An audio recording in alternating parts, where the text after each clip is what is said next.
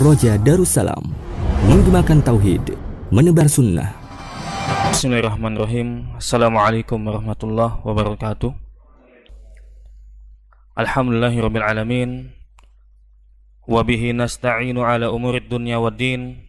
Wa nusalli wa nusallim ala nabina Muhammad wa ala alihi wa sahbihi ajma'in. Amma ba'd. Fa ikhwati fillah wa akhwati fillah rahimani wa rahimakumullah. Alhamdulillah, ini adalah pertemuan perdana kita untuk membahas fikih ibadah, dan panitia meminta ana untuk membahas sebuah kitab yang dinamakan dengan Al-Wajiz fi Fiqhis Sunnah wal Kitabil Aziz. Kitab ini ditulis oleh Syekh Abdul Azim bin Badawi bin Muhammad Al-Khalafi. Beliau ini lahir di provinsi Ghorbiyyah, salah satu provinsi yang ada di Mesir, pada tahun 1373 Hijriah. Adapun sekilas tentang kitab ini sesuai dengan namanya. Al-Wajiz itu artinya ringkas. Ringkas, padat. Temanya atau judul kitab ini menggambarkan isi kitab ini, karena memang kitab ini ringkas. Dan beliau hanya menuliskan pendapat yang beliau anggap paling rajih, namun tentunya disertai dalil. Karena tema kajian pada hari ini muqaddimah ya. Sebenarnya Anda pengen langsung ke pembahasan, tapi karena udah ketulis muqaddimah, kita singgung sedikit ya. Qala mu'allif rahimahullah,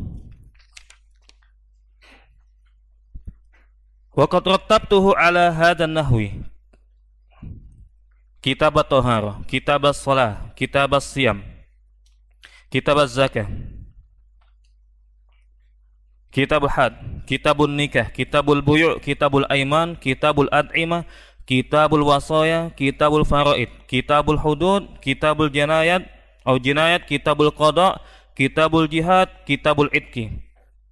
Pembahasan di dalam kitab ini, yang pertama itu yang dibahas katanya beliau adalah kitab tohar, bab tohar, yaitu bab bersuci. Kemudian setelah itu baru memasuki sholat. Kemudian setelah itu masuk pada puasa, zakat, kitab haji, nikah, kitab jual beli, kitab sumpah, kitab makanan, ada fikihnya juga, kitab wasiat, kitab faraid, warisan, kitab hudud, hukum, kitabul jinayat, yaitu tindak kriminal, kitabul qada, kitab keputusan, kitabul jihad, ya, tentang jihad, kitabul itqi, tentang memerdekakan budak. Ini beliau mengatakan, wasiru hadat tartib annallaha ta'ala khalaqal khalqa liya'buduhu wa bil ilahiyati yufariduhu wa lamma kanatis salatu asl ibadati wa umunad din faqad bada'tu biha. Kenapa diurut seperti ini? Rahasianya katanya, kata beliau, bahwasanya Allah itu menciptakan makhluk agar makhluk itu beribadah padanya. Dan sholat merupakan pokok ibadah, tentunya setelah syahadat, dan merupakan tiangnya agama. Maka aku pun memulainya dengan sholat. Namun sebelum sholat beliau membahas kitab toharo. Kenapa? Karena toharo ini syarat, salah satu syarat dari syarat sahnya sholat. Kemudian setelah itu beliau melanjutkan dengan fikih siam, kitab siam, zakat, wal badanil maliyah wahyal hajj, kemudian ibadah yang menggunakan badan dan harta, yaitu haji. Kemudian setelah itu beliau membahas kitab nikah. Kenapa? Walamma kana nikahu sababa wujudil abidina faqad ja'altuhu awwala kitabin ba'da kutubil ibadat. Karena nikah itu sebab adanya hamba-hamba Allah yang beribadah pada Allah. Oleh karena itu aku, kata penulis, meletakkan bab nikah ini setelah bab-bab ibadah. Puasa sebelumnya dibahas, sholat sebelumnya dibahas, toharo sebelumnya dibahas, kemudian baru nikah. Bisa ibadah dulu baru nikah. Jangan ibadah nggak bisa baru nikah, jangan. Ibadah dulu yang benar, kemudian baru nikah, gitu ya. Summa atba'tuhu bil buyu' li ananas al mawjudin minan nikah la yazaluna yabi'una wa yashtarun. Kemudian setelah itu belajar nikah, kemudian diikuti seterusnya itu pembahasan tentang jual beli. Kenapa? Karena manusia yang ada kalau sudah nikah itu harus jual beli. Gimana dia nggak jual beli, nggak usaha, gitu ya?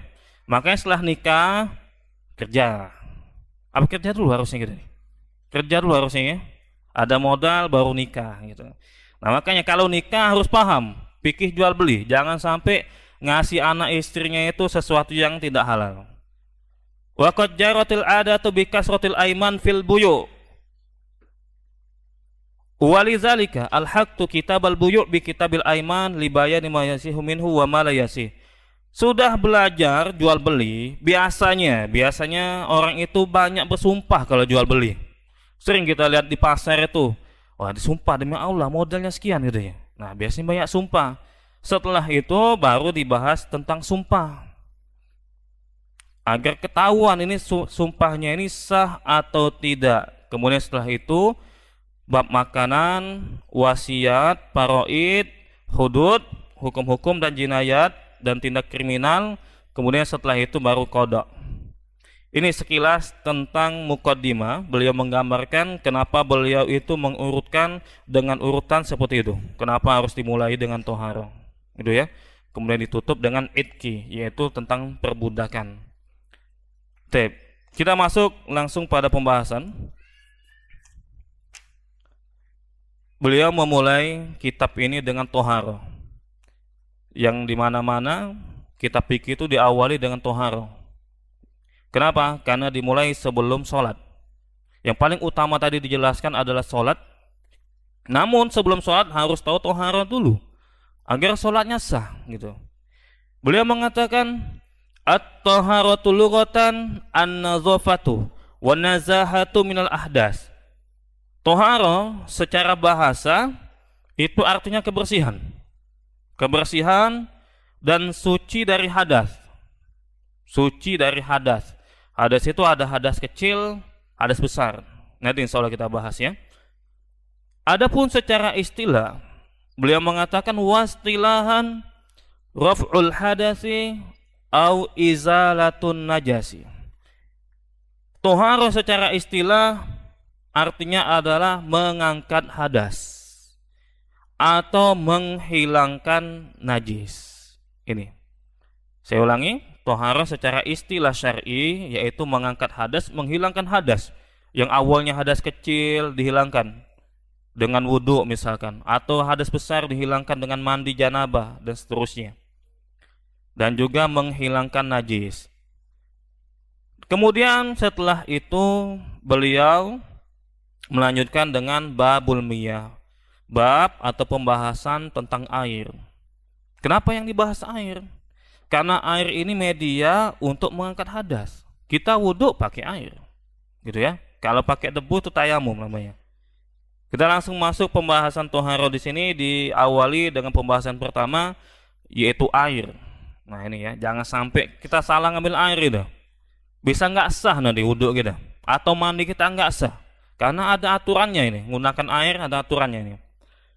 Beliau mengatakan babul miyah. Kullu ma'in nazala minas sama'i aw kharaja minal ardi fahuwa tahur. Setiap air yang turun lagi dari langit atau keluar dari bumi, maka itu adalah tahur. Tahur namanya ya. Nanti kita jelaskan seolah ya. Dalilnya apa? Liqaulillahi ta'ala wa anzalna minas sama'i ma'an tahuran. Allah mengatakan di dalam surat Al-Furqan ayat 48, kami turunkan dari langit itu air yang bisa mensucikan. Wa liqaulin nabi sallallahu alaihi wasallam fil bahri huwa at-tahuru ma'uhu al-hillu maitatuhu. Berdasarkan hadis Nabi sallallahu alaihi wasallam juga tentang laut. Beliau mengatakan air laut itu tahur, suci dan mensucikan airnya. Dan bangkainya itu halal. Bangkai ikan itu halal. Segala sesuatu hewan yang ada di laut itu halal dimakan. Anjing laut halal nggak? Anjing laut halal nggak? Halal. Ini masuk hewan laut ini. Anjing laut, babi laut ada? Ada nggak? Kalau ada pun halal, kalau ada ya. Selama dia hidup di laut, gitu. Taib. Wa liqaulihi sallallahu alaihi wasallam fil bi'ri. Dan berdasarkan sabda Rasulullah sallallahu alaihi wasallam juga di hadis yang lain terkait dengan air sumur, kata beliau, innal ma'a tahurun la yunajjisuhu syai'un. Air itu sesungguhnya air itu suci. Suci dan mensucikan, dan tidak ada sesuatu apapun yang membuatnya najis. Ini yang pertama, pembahasan kita pertama. Tadi telah disinggung segala air yang turun dari langit, ya, dan keluar dari bumi itu tohur. Air kan macam-macam ya. Ada yang turun dari langit, ada yang keluar dari bumi, ada keluar dari manusia, ada. Nah itu banyak macam air. Kaedahnya air yang bisa digunakan untuk bersuci adalah air yang turun dari langit dan air yang keluar dari bumi. Apa itu? Kalau di dalam fikih Syafi'i dijelaskan, ma'us sama. Pertama itu air hujan. Ini yang pertama. Ma'ul bahar, air laut. Ma'un nahar, air sungai. Nah, itu. Ma'ul bir, yang keempat air sumur. Ma'ul ain, mata air. Mata air berarti keluar ya dari bumi. Ma'us salji, air salju. Air salju itu bisa digunakan. Ma'ul barodi, air embun. Ada 7 yang dijelaskan oleh mazhab Syafi'i. Air yang turun dari langit, air yang keluar dari bumi. Air itu ada 2 macam. Nah ini harus diperhatikan. Ada tohur, tadi dijelaskan. Ada tohur itu air itu suci namun bisa mensucikan. Yang ini yang bisa digunakan untuk menghilangkan hadas, bisa digunakan untuk mandi janabah, bisa digunakan untuk berwudu. Yang tidak bisa itu air tohir. Gak ada nama tohir sini ya? Aman, gak ada. Tohir itu artinya air suci. Tok. Artinya dia hanya suci saja, tapi tidak bisa mensucikan. Nah ini harus diperhatikan. Ada air suci tapi tidak bisa mensucikan. Itu namanya tohir. Sebenarnya saya kalau ngisi pikir itu pakai papan tulis nanti soal ketemuan selanjutnya ya, miskomunikasi ya. Tohir itu suci tapi tidak mensucikan.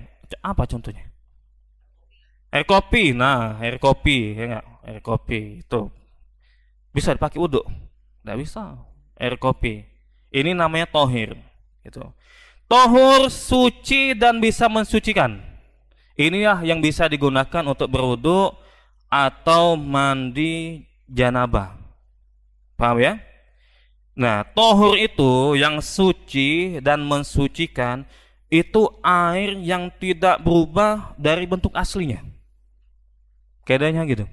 Tohur, air yang suci dan mensucikan, itu air yang tidak berubah dari bentuk aslinya. Kalau sudah berubah, namanya tohir jadinya, yaitu hanya sekedar suci. Air putih. Air putih. Sampai kapanpun ini namanya tohur, air yang suci dan mensucikan. Tapi kalau sudah dimasukin kopi, nah berubah dia. Sudah dimasukin kopi, ditambah gula, jadi hitam dia. Maka ini disebut dengan tohir. Maka ini disebut dengan tohir. Air kelapa masuk mana? Air kelapa. Nggak berubah dia. Rasanya asam manis, misalkan gitu. Air kelapa. Masuk mana nih? Tohir apa tohur? Coba air kelapa masuk mana? Tohir apa tohur? Dia nggak berubah dia. Nggak dicampurin es batu, belum. Bukan kayak es di Simpang Dogan situ kan? Nah, itulah dicampur itu. Ini masih nggak bercampur dia. Tohir apa tohur? Tohir. Kenapa tohir? Hah? Karena berasa. Rasa manis. Tuh. Kalau asam, mana? Karena apa? Alasannya? Hah? Karena Nah, jelas, bagus. Karena bukan berasal dari langit dan bukan berasal atau keluar dari bumi. Walaupun dia nggak berubah. Walaupun dia nggak berubah, ada yang campa itu ada tuh. Air dogan itu ada yang campa, ada yang nggak ada rasa ada. Tapi ini air tohir, suci, hanya sekedar suci, tapi tidak bisa digunakan untuk mensucikan. Namanya tohir, bukan tohur. Jelas ya, Pak ya? Jelas ya kaidahnya seperti itu. Kemudian dilanjutkan sama penulis. Wa huwa bakin ala tahuriyatihi wa in khalatahu syai'un tahirun. Ma lam yakhud an itlaqihi. Liqaulihi sallallahu alaihi wasallam liniswatil lati kumna bitajhizi ibnatihi irsilnaha salasan au khamsan au aksara min zalika in ra'aitunna bima'in wasidrin wa ja'alna fil akhirati kafuran au syai'an min kafurin. Air tohur itu air yang tetap suci pada bentuk aslinya, gitu kata penulis. Kalau seandainya air ini, air tohur tadi ya, jangan lupa istilah tohur sama tohir. Kalau seandainya air yang tohur tadi, yang suci dan mensucikan, bercampur dengan sesuatu yang suci, nah, malam yakhud an itlaqihi, yang tidak keluar dari kemutlakannya, dari aslinya. Apa maksudnya itu? Kita kasih contoh aja, misalkan gini. Antum punya bak mandi. Bak mandi. Kemudian masuk sabun situ. Masuk sabun. Itu boleh nggak dipakai itu? Pakai mandi boleh. Dipakai untuk bersuci boleh nggak? Boleh nggak? Dipakai untuk bersuci, untuk berwudu, untuk mandi janabah, boleh nggak?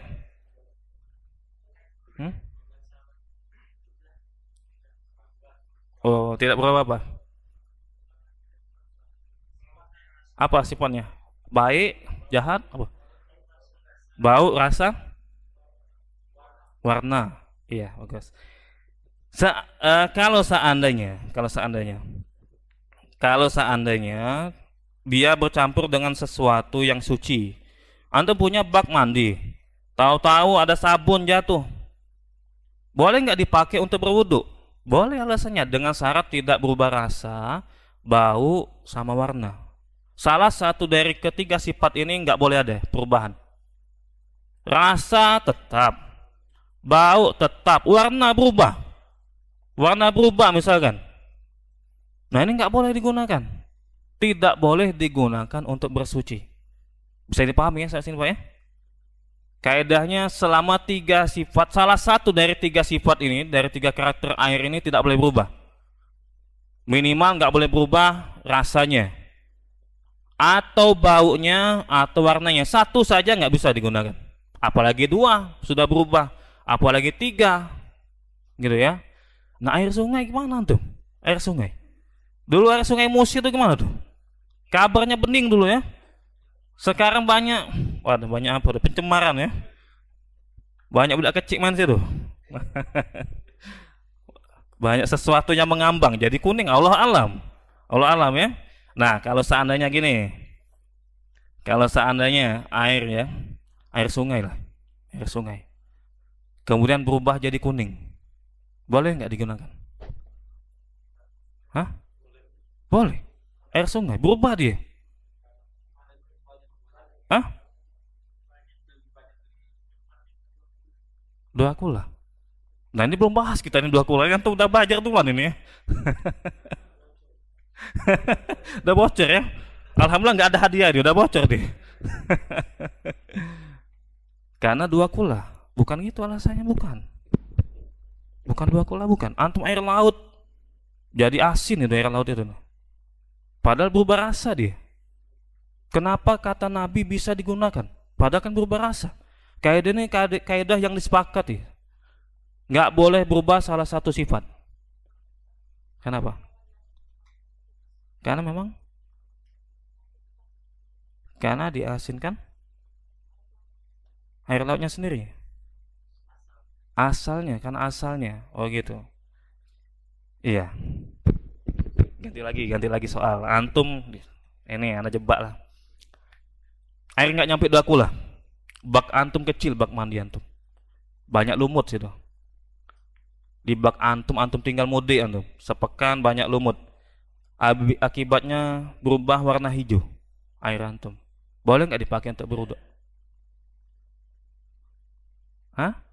Nggak nyampe 2 kula. Nah, antum mazhab Syafi'i ini ya, nggak nyampe 2 kula, kemudian ditumbuhi lumut dari dalam. Ada lumut di dalamnya. Berubah warna menjadi hijau. Nah, ini boleh nggak digunakan untuk berwudu? Hah? Coba. Khilaf enggak? Khilaf jamaah ini. Boleh nggak nih digunakan untuk berwudu? Hah? Pindahin tempatnya. Maksudnya? Air dipindahin. Kalau nggak dipindahin, boleh nggak?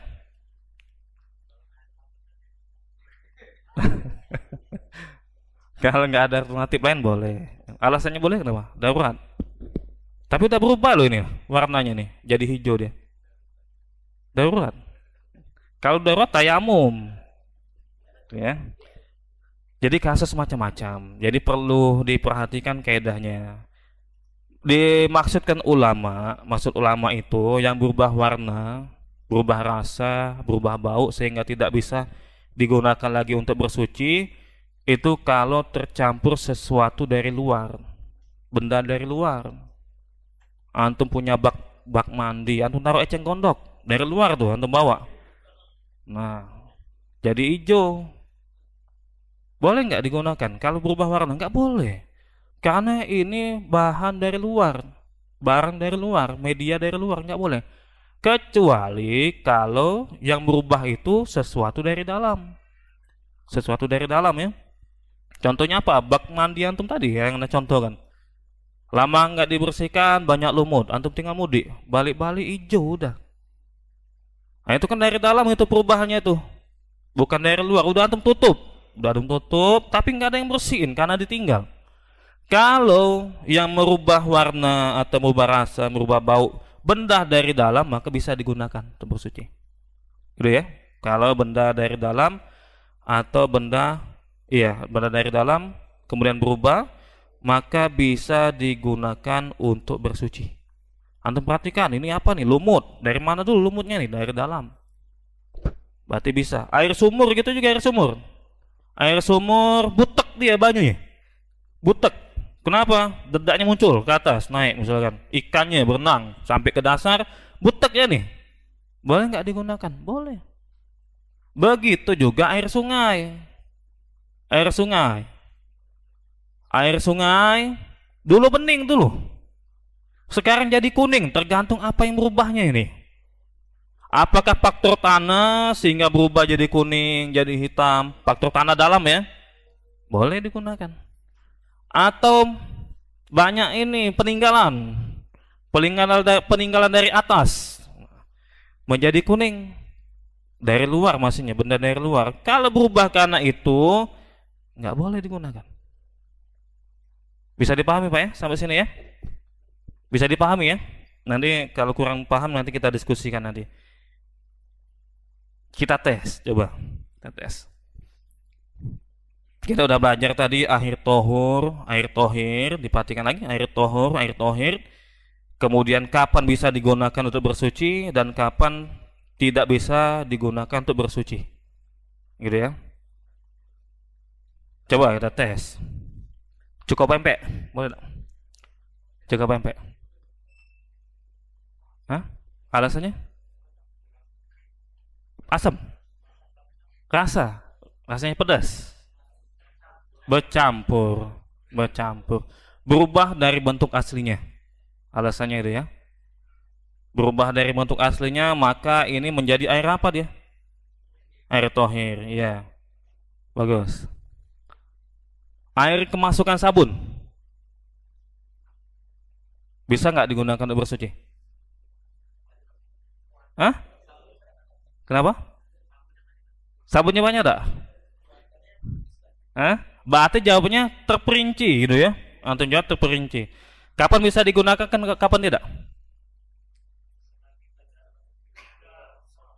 Selagi tidak merubah 3 unsur tadi. Iya. Itu bisa digunakan untuk bersuci. Kalau merubah,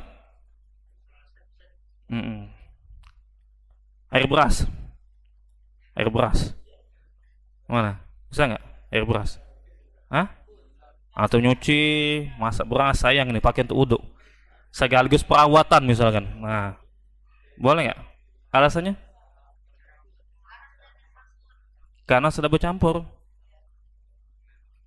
Kalau berubah, ya. Kalau nggak berubah, berasnya sedikit, airnya sederom, nyuci di derom situ deh.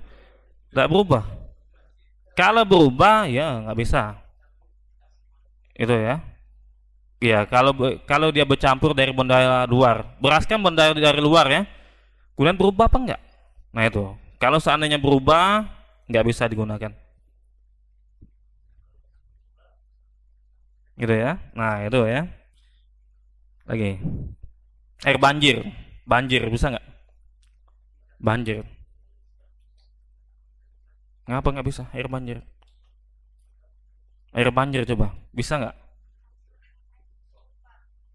Bercampur dengan mutlak ini air banjir. Boleh nggak dipakai untuk berwudu? Air banjir. Hah? Bisa. Kenapa bisa? Air banjir. Hah? Nah, gimana dah? Banyak masalah nih, ada sampah lah. Coba untuk air banjir untuk bisa nggak dipakai?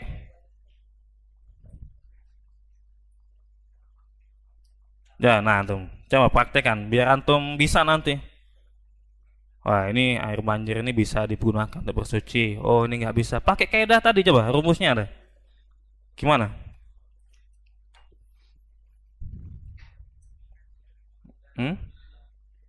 Gimana? Pernah lihat air banjir kan?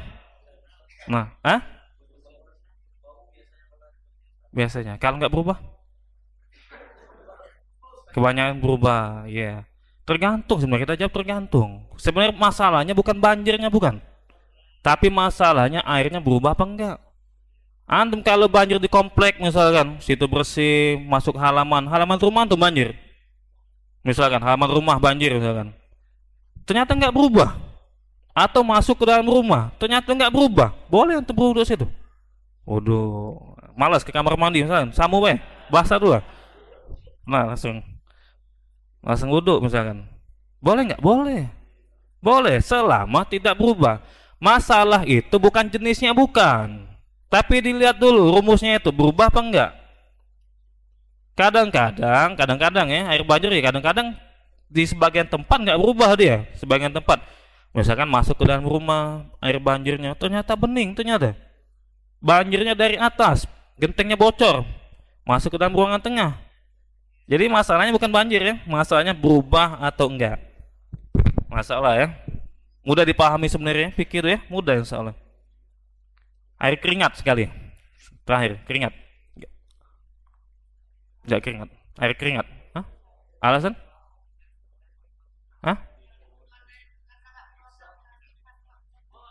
Wah, masya Allah, nggak ada hadiah ya sebenarnya. Ada aqua, kasih aqua. Iya, air keringat itu nggak bisa kita gunakan untuk berwudu. Walaupun dia itu nggak asin lagi, kalau ada keringat nggak asin, kalau ada, tetap nggak bisa. Kenapa? Karena bukan turun dari langit, bukan keluar dari bumi. Jadi, nah, alhamdulillah ya bisa ya membedakannya. Alhamdulillah. Kita lanjutkan lagi.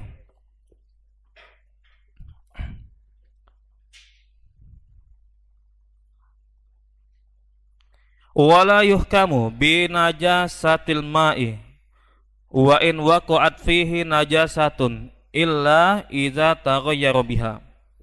Tadi sudah saya sampaikan, kitab ini beliau hanya menulis pendapat yang menurut beliau paling roji ini ya.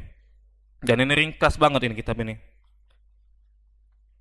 Dan tidak dihukumi air itu menjadi najis walaupun dimasuki sesuatu yang najis. Azan. Ya sudah, silakan. Kita lanjutkan kembali pembahasan kita. Tadi telah kita bacakan muqaddimah, kemudian kita sedikit masuk ke materi, yaitu tentang air. Kemudian pembahasan selanjutnya, mu'alif mengatakan wala yuhkamu bi najasatil ma'i wa in waqa'at fihi najasatun illa idza taghayyara biha. Air itu tidak dihukumi najis, kata beliau, kalau masuk sesuatu najis ke dalam air tersebut, kecuali kalau sudah berubah air tersebut. Bisa dipahami ya? Jika kemas air dimasuki sesuatu yang najis, kata penulis, itu tetap dianggap suci, kecuali kalau sudah berubah sifatnya tadi, salah satu dari 3 sifat yang telah dijelaskan tadi. Ini menurut beliau dalam mazhab yang beliau anggap ini pendapat yang paling rajih, yang paling benar. Karena memang ulama beda pendapat, insya Allah nanti kita sampaikan. Berdasarkan hadis dari Abi Sa'id, qila ya Rasulullah, ana tawadda'u min bi'ri buda'ah wa hiya bi'run yulqa fiha al-haidu wa luhumul kilab wa natni wa natnu. Faqala sallallahu alaihi wasallam al-ma'u tahurun la yunajjisuhu syai'un. Kata beliau, tadi kita sampaikan kalau najis masuk ke dalam air itu enggak dianggap najis selama tidak berubah. Kalau berubah salah satu dari 3 sifat tadi, maka dihukumi najis. Apa dalilnya? Beliau membawakan dalil dari Abu Sa'id bahwasanya Nabi pernah ditanya wahai Nabi, apakah kita berwudu dengan menggunakan air dari sumur Budoa? Ada sumur namanya Budoa, dan sumur Budoa ini adalah sumur tempat pembuangan darah haid. Situ, darah haid dibuang di situ, bangkai anjing dibuang di situ, segala bentuk lah hal-hal yang busuk dimasukkan ke dalam sumur situ. Nanya sahabat, boleh nggak kita wudhu pakai air sumur ini, tempat pembuangan kayak gini? Faqala sallallahu alaihi wasallam al-ma'u tahurun la yunajjisu syai'un. Air itu suci dan mensucikan, kata Nabi. Tahur, kata beliau menjelaskan sumur Budoa tadi, la yunajjisuhu syai'un, dia tidak ternajisi. Artinya apa? Boleh, katanya. Boleh, kata Nabi, menggunakan sumur Budoa ini, air sumur Budoa. Padahal tempat pembuangan darah haid dibuang di situ, bangkai dibuang di situ, kemudian bahan-bahan sesuatu yang berbau busuk dibuang di situ juga. Ini menjelaskan itu kan najis tuh. Bangkai apa? Bangkai anjing najis, ya enggak? Kemudian darah haid juga najis, tapi boleh digunakan untuk bersuci. Ini menunjukkan bahwasanya sesuatu najis yang masuk ke dalam air bisa digunakan selama tidak merubah salah satu dari 3 sifat tadi. Ini sebenarnya mazhabnya Maliki sebenarnya yang ini ya, sekaligus pendapatnya Ibnu Taimiyah. Ulama sebenarnya beda pendapat masalah ini. Gak apa-apa kita sampaikan beda pendapat ya, agar kita ini bisa toleransi. Kalau diajarkan cuma satu, kadang-kadang yang benar kayak gini. Kalau sholat itu, sholat tahiyatul masjid itu harus iftiros, kakinya nggak boleh dikeluarin, karena dia dengar pendapat cuma itu. Coba kalau dia dengar pendapat, ternyata ada ulama yang mengatakan boleh kaki dikeluarkan, tawaruk namanya itu ya, boleh. Insya Allah kalau tahu seperti itu, mudah-mudahan lebih bijaksana, lebih saling toleransi lagi, gitu ya. Termasuk kunut. Nah, apa disampaikan, kenapa ulama beda pendapat dan yang lainnya. Insya Allah nanti mungkin kita bahas sedikit hilaf ulama berkaitan dengan kehidupan kita, gitu ya. Tadi telah disampaikan pendapatnya Abu Hanifah, Imam Syafi'i, Imam Ahmad.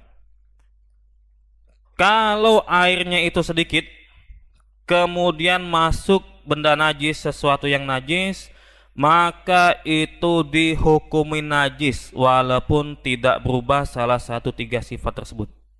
Ini jumhur ulama, mazhab Abu Hanifah, mazhab Syafi'i, perkataan Imam Syafi'i dan Imam Ahmad. Kalau airnya sedikit, kemudian dimasukin najis, dikit aja najis itu, nggak bisa dipakai, gitu ya. Tapi kalau airnya banyak, boleh digunakan. Kemasukan najis, airnya banyak. Nah, pertanyaannya, apa kadar yang dikatakan banyak, apa kadar yang dikatakan airnya sedikit? Itu. Kalau sedikit, menurut Abu Hanifah, mereka tadi kan katanya kalau airnya sedikit, kemudian kemasukan najis, nggak bisa digunakan lagi, walaupun tidak berubah salah satu dari 3 sifat tersebut. Menurut Imam Abu Hanifah, air sedikit itu iza hurikat nahiyatun minhu taharokat nahiyatul ukhra. Air sedikit itu kalau seandainya kita sentuh nih, ini kan misalkan ember ya, kita sentuh ujungnya nih, ujungnya itu kan ada gelombang tuh. Kalau ujung yang lain tuh bergelombang, itu namanya sedikit. Nggak pakai ukuran 2 liter, 5 liter, nggak pakai. Sedikit itu menurut Imam Abu Hanifah, kita celupin, pegang nih. Kan ada ember, yang paling ujung kita pegang, nanti kan ada gelombang, gelombang sampai ke ujung. Nah, itu sedikit namanya. Menurut Imam Abu Hanifah. Menurut Imam Syafi'i, Imam Ahmad, mazhabnya Hanabilah, air itu sedikit kalau tidak mencapai 2 kula. Air itu dianggap sedikit kalau tidak mencapai 2 kula. Artinya apa? Kalau airnya tidak mencapai 2 kula, kemudian dimasukin najis, nggak berubah itu. Nggak berubah ya, warna nggak berubah, rasa nggak berubah, bau tetap semula kayak semula, itu tidak bisa digunakan untuk bersuci. Gitu ya. Nah, sekarang kita kenalan 2 kula tuh gimana 2 kula ukurannya. Ada ulama yang mengkonversikan 2 kula itu 270 liter. 270 liter. Ada yang mengatakan 200 liter. Nah, gimana antum? Kalau antum ikut mazhab ini, antum hitungin satu-satu, antum seliter, sampai 200 kali, pegel antum kayak gitu. Nah, gimana cara gampangnya kita mengetahui ini air 2 kula apa bukan 2 kula? Ada pendapat yang lebih mudah untuk kita terapkan. Air 2 kula itu panjangnya apa nih namanya? Segini sampai segini. Nah, apa namanya nih? Apa namanya nih? Sahasta, tambah ini, tambah sekilan ini ya. Nah, ini panjangnya kayak gini, tingginya kayak gitu, kayak segini, lebarnya segini. Paham nggak? Panjang, tinggi, lebar ukurannya kayak gini. Panjangnya segini, sehasta ditambah sekilan. Tingginya kayak gitu tempatnya, sehasta tambah sekilan. Lebarnya kayak gitu, sehasta ditambah sekilan. Itu cara gampangnya tuh. Lihat antum bak mandi antum itu. Ukurannya kayak gitu enggak? Kalau antum, wah kata ulama itu 270 liter, kemang ke tangan antum.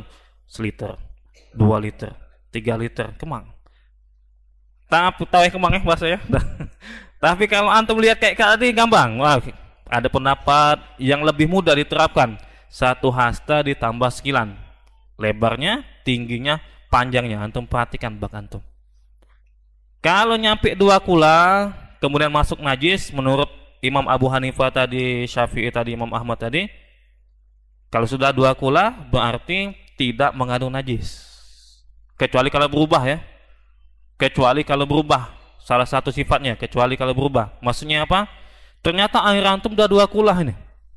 Udah 2 kula. Ternyata masih berubah salah satu sifatnya, masih dianggap tidak bisa digunakan untuk berwudu. Paham nggak sampai sini? Paham ya? Tapi kata mereka ini yang bermazhab 2 kula, ulama bermazhab 2 kula, kalau airnya tidak mencapai 2 kula, mau berubah sifatnya nggak berubah, tetap najis, nggak bisa digunakan untuk bersuci. Ini pendapat Imam Abu Hanifah, Syafi'i dan Imam Ahmad. Beda lagi pendapatnya Imam Malik, beda lagi. Kata Imam Malik sama dengan penulis buku ini. Mau 2 kula, nggak nyampe 2 kula, yang penting tidak merubah salah satu sifat. Itu aja udah. Kata Imam Malik, begitu juga Ibnu Taimiyah. Yang penting tidak merubah salah satu sifat. Baik itu masih 1 kula, setengah kula, kemudian masuk najis. Nah, itu bisa digunakan untuk bersuci selama tidak merubah salah satu sifat. Allah alam pendapat yang paling tepat yang mengatakan ukurannya itu bisa digunakan untuk bersuci kalau kemasukan sesuatu yang najis bukan berdasarkan 2 kula atau tidak 2 kula, bukan. Tapi berdasarkan perubahan. dia dimasuki sesuatu yang najis, lihat dulu berubah apa enggak, warnanya berubah apa enggak, kemudian rasanya berubah apa enggak, sifatnya, warna, rasa, baunya. Antum punya bak misalkan, ada anak antum kencing netes itu, bisa antum lihat ini, bisa nggak nyampe 2 kula misalkan, katakanlah antum cek warnanya jadi kuning nggak airnya, baunya bau pesing nggak misalkan, rasanya cicip dulu antum kumur. Nah, gimana rasanya, berubah apa enggak? Kalau nggak berubah, rasa nggak berubah, bau, warna, udah bisa digunakan, gitu ya. Dari mana pendalilan kayak gitu? Ada kisah orang Arab Badui. Orang Arab Badui kencing di masjid. Tahu kan kisahnya kan? Masyhur nih kisahnya. Kencing di masjid. Dibiarin sama Nabi. Sahabat yang lain udah marah-marah sama orang Badui ini, kencing di masjid. Ditahan sama Nabi, biarin dulu, selesaiin dulu. Selesaiin dulu sampai selesai, baru dinasihati sama Nabi. Masjid itu tidak boleh digunakan untuk dikotori, dikencingi dan lain sebagainya, tapi digunakan untuk sholat, baca Quran dan tasbih, kata Nabi. Habis itu setelah dinasihati, Nabi nyuruh sahabat ngambil 1 ember air, 1 ember air, kemudian Nabi nyuruh tuangkan ke tempat kencing orang Arab Badui tadi. Sudah selesai. Cuma pakai 1 ember air saja. Kira-kira berapa 1 ember air tuh? Nggak nyampe 2 kula itu 1 ember itu. Ada antum lihat ember segini, panjang gini? Nggak ada kan? Ember itu ya kecil, ember itu nggak nyampe 2 kula. Ternyata Nabi nyuruh sahabat ambil air seember, tuangin ke bekas kencing orang Arab Badui. Sudah selesai. Selesai. Artinya ternyata air yang tidak mencapai 2 kula, kalau najisnya hilang sudah, maka dianggap najisnya itu hilang. Nggak harus pakai 2 kula. Bisa dipahami sampai sini Pak ya? Bisa ya, Ikhwan ya? Iya. Udah itu, insya Allah nanti kita lanjutkan lagi, insyaallah pada pertemuan selanjutnya. Ini kitab ini ringkas sebenarnya, tapi saya ingin menyinggung hal-hal yang berkaitan dengan kita, apalagi kita ini tinggal di Indonesia yang mazhabnya Syafi'i. Mungkin saya akan sedikit menyinggung tentang air musammas. Air musammas itu air yang kena panas gitu ya. Nah, boleh nggak digunakan? Air musta'mal dan lain sebagainya yang berkaitan dengan kehidupan kita. Kalau kehidupan kita ini kan mayoritas bermazhab Syafi'i. Nah, kalau mazhab Syafi'i itu sangat terkenal dengan istilah air musammas, air yang panas, kemudian air musta'mal. Insyaallah pada kesempatan selanjutnya. Ya, kita cukupkan. Semoga apa yang dapat saya sampaikan pada malam hari ini bermanfaat bagi kita semua. Silakan jika ada pertanyaan tadi ya. Jika ada pertanyaan atau sesuatu yang diskusikan, kami persilakan. Baik Ustadz, jazakallahu khairan atas materi yang telah disampaikan. Semoga bermanfaat bagi pendengar sekalian dimanapun berada. Dan saat ini kita telah menerima beberapa pertanyaan. Memasuki sesi tanya jawab, kita telah menerima beberapa pertanyaan dari pendengar kita via pesan singkat WhatsApp. Pertanyaan pertama, Assalamualaikum warahmatullahi wabarakatuh. Waalaikumsalam warahmatullahi wabarakatuh. Berkenaan dengan kencing tadi Ustadz, yang sempat Ustadz singgung, kencing manusia adalah najis. Apakah ada pembeda antara kencing anak kecil dan kencing orang dewasa? Apakah tetap sama saja najisnya Ustadz? Tafadhol Ustadz. Iya, satu-satu ya pertanyaannya, jawabnya ya. Kencing itu memang najis. Pertanyaannya, apakah kencing anak kecil juga dihukum najis atau ada perbedaan? Ada perbedaan. Kalau kencing anak kecil laki-laki yang belum makan ya, belum makan makanan dewasa, yang bukan atas dasar keinginan dia belum pengen makan nasi gitu, dia belum pengen makan pempek misalkan. Kalau di Jawa itu baru berapa bulan udah dikasih pisang sama orang tuanya, baru berapa bulan itu dianggap belum atas dasar keinginan dia gitu ya. Nah, kalau anak laki-laki ya, anak kecil laki-laki yang belum makan makanan orang dewasa atas dasar keinginan dia, kemudian dia kencing ke baju kita misalkan, najis nggak? Najis, tapi najis ringan. Begitu juga kalau masuk di bak mandi, najis nggak? Najis, tapi najis ringan. Walaupun najis ringan, kalau merubah salah satu sifat, tetap tidak bisa digunakan untuk bersuci. Gitu ya. Nah, kalau seandainya sedikit melebar, kalau kencing di baju antum misalkan atau di baju anak misalkan anak kencing, anak kecil tadi, laki-laki ya, bukan cewek ya. Laki-laki kencing di baju kita. Gimana cara membersihkannya? Hah? Percikan gini? Salah, bukan dipercikan. Bukan dipercikan, antum dibasuh. Bukan dipercikan, ya.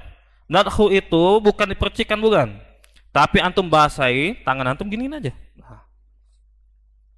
Nggak perlu dialirkan dengan air sampai netes, nggak perlu ya. Dia kencing di baju, nggak perlu antum siram segayung sampai netes duluan, nggak.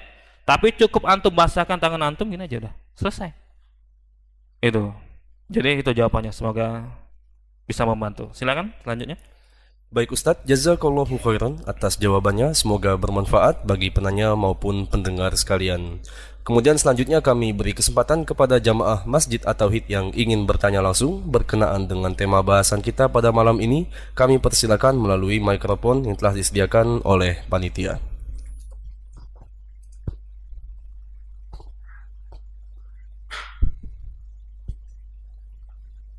Ada pertanyaan? Nggak ada.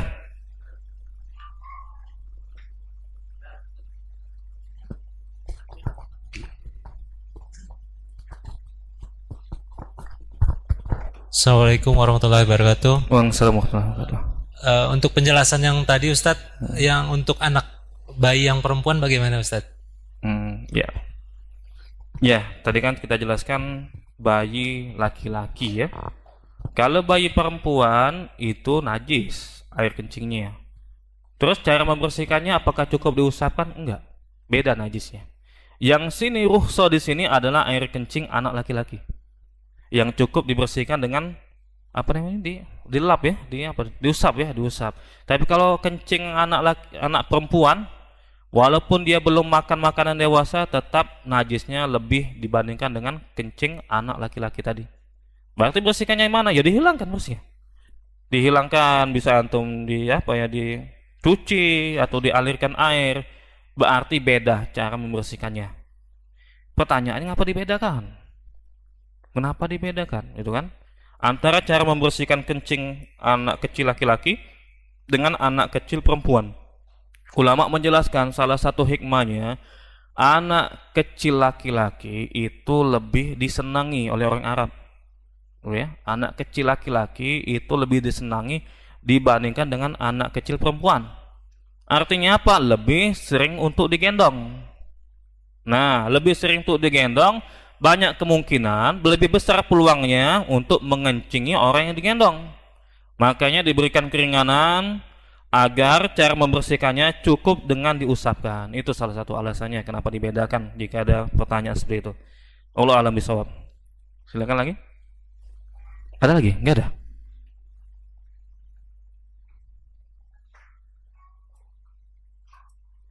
Ya, silakan kepada jamaah Masjid At-Tauhid, kami beri kesempatan kembali. Jika ingin menanyakan sesuatu berkaitan dengan tema bahasan kita malam ini, kami persilakan.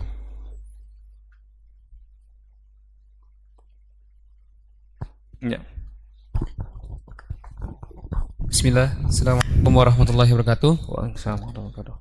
Izin bertanya Ustaz terkait misalkan air ledeng Ustaz. Air apa? Air ledeng. Air ledeng. Nah, pam Ustaz. Air pam ya. Nah, ketika itu kan air pam itu kan biasanya dialirkan melalui got lah Ustaz gitu ya. Melalui got? Pipa-pipanya Ustaz. Oh, pipanya. Akhirnya airnya melalui. Nah, ya. Terkadang kan ketika mau menghidupkan, ya mungkin Allah alam saya mungkin gotnya pipanya itu bocor atau apa. Terkadang ketika kita mau menghidupkan tuh kayak baunya tuh bau got gitu Ustaz. Air itu Ustaz. Padahal kan nggak berubah warna Ustaz. Tapi ketika kita mau hirup itu berbau got gitu Ustaz. Apakah itu suci Ustaz untuk dijadikan air wudhu gitu Ustaz? Padahal kita nggak tahu itu Ustaz kalau itu memang baunya itu karena got atau apa gitu kan Ustaz. Itu saja, syukur Ustaz. Ya, bagus pertanyaannya tadi ya. Air pam ya, air pam itu kan dialirkan pakai pipa ya. Pakai pipa, saya ulangi pertanyaannya, dialirkan pakai pipa. Dan terkadang pipa itu lewat saluran got. Nah itu, ketika kita ngidupin keran, ternyata ada rasa ya, rasa got. Bau apa rasanya? Kok tahu antum rasa got?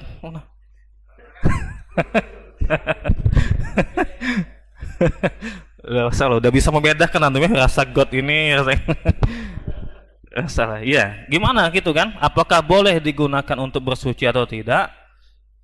Dilihat, selama antum nggak yakin bahwasanya itu berubah karena air got, maka tetap dianggap bisa mensucikan.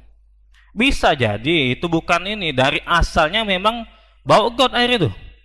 Mungkin air sungai kan, dari sungai Musi misalkan. Nah itu mungkin ada bau got misal jadi. Kemudian disaring baunya masih ada. Nah maka itu bisa digunakan untuk bersuci. Kalau kasusnya kita nggak tahu ya, kalau kita kasusnya nggak tahu, maka kembali ke hukum asal yaitu suci. Kecuali kalau kita tahu, ini air pam ini bercampur dengan air got, dan kemudian setelah itu berubah baunya, rasanya atau warnanya, maka tidak bisa digunakan untuk bersuci. Antum tahu atau enggak? Kalau antum tahu, nggak bisa digunakan. Iya itu ya. Allah a'lam bishawab.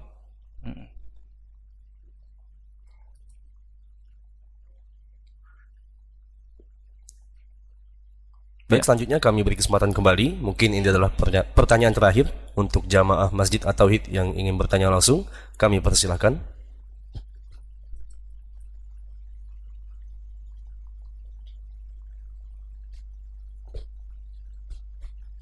Ahwat mau nanya gimana Ahwat? Hah? Pakai kertas ya? Oh nggak ada ya kertasnya. Baik Ustadz, nampaknya tidak ada lagi pertanyaan yang masuk pada malam hari ini. Dipersilakan untuk menyampaikan ikhtisar dari pembahasan kita Ustadz. Iya, tadi diminta untuk disampaikan ikhtisar atau kesimpulannya ya. Jadi kesimpulannya air itu terbagi jadi dua. Air tohir sama tohur. Tohir itu suci namun tidak bisa mensucikan. Tohur itu suci dan bisa mensucikan. Dan yang kita bahas adalah air yang turun dari langit atau air yang keluar dari bumi. Kemudian seandainya air tohur itu yang suci dan mensucikan tadi bercampur dengan sesuatu yang suci, mungkin sabun atau pasta gigi dan yang lainnya, kemudian merubah salah satu sifat air, misalkan warna atau rasa atau bau, maka ini tidak bisa digunakan untuk bersuci kalau benda itu berasal dari luar ya. Tapi kalau benda itu berasal dari dalam kemudian berubah salah satu sifatnya, maka masih bisa digunakan untuk bersuci. Ini kemudian tadi sempat kita singgung bagaimana kalau terkena najis, air tersebut terkena najis. Menurut penulis, selama tidak merubah salah satu tiga sifat tersebut, maka bisa digunakan untuk bersuci. Namun ulama lain seperti mazhabnya Imam Abu Hanifah, Imam Syafi'i, Imam Ahmad mengatakan tergantung airnya. Kalau airnya sedikit, kemudian masuk najis, walaupun tidak berubah salah satu tiga sifat tadi, tetap tidak bisa digunakan untuk bersuci. Kalau airnya banyak, kapan airnya banyak? Menurut Imam Syafi'i, Imam Ahmad, kalau sudah mencapai 2 kula. Menurut Imam Abu Hanifah, kalau bergerak kita nyentuh ujung tempat air tersebut, ujungnya lagi bergerak, itu dianggap sedikit masih. Kalau udah nggak bergerak, nggak nyampe ke ujung getarannya, itu dianggap banyak. Namun Allah alam pendapat yang paling tepat yaitu mazhab Maliki dan juga disampaikan juga oleh Syekhul Islam Ibnu Taimiyah, tolak ukurnya itu bukan 2 kula atau tidak mencapai 2 kula, bukan. Tapi yang jadi tolak ukur kalau najis itu merubah salah satu sifat dari 3 sifat tadi, maka itu tidak bisa digunakan untuk bersuci. Namun kalau tidak merubah salah satu 3 sifat tadi, maka bisa digunakan untuk bersuci walaupun itu tidak mencapai 2 kula. Ini pendapat yang saya anggap lebih rajih. Allahu a'lam bishawab. Demikian, semoga apa yang dapat kita sampaikan pada kesempatan kali ini bermanfaat bagi kita semua, menjadi sakofah bagi kita untuk bisa membedakan air yang bisa digunakan untuk bersuci dan air yang tidak bisa digunakan untuk bersuci. Semoga bermanfaat bagi kita semua. Kita cukupkan dengan doa kafaratul majlis. Subhanakallahumma bihamdika asyhadu an la ilaha illa anta astaghfiruka wa atubu ilaik. Wassalamualaikum warahmatullahi wabarakatuh.